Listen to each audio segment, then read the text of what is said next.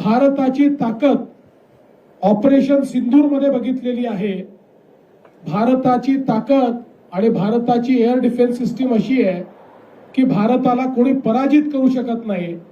पण एकच गोष्ट भारताला पराजित करू शकते, ती म्हणजे ड्रग्ज।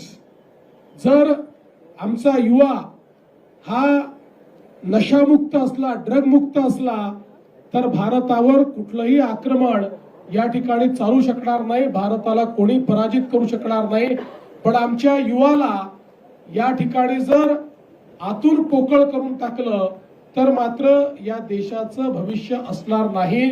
आणि म्हणूनच आपण ही थीम घेतलेली आहे, नशामुक्त भारत, नशामुक्त मुंबई, नशामुक्त महाराष्ट्र। आणि मला विश्वास आहे की आपले ही जी तरुणाई आहे, ही तरुणाई या ठिकाणी नशा करेल तर देशभक्तीचा नशा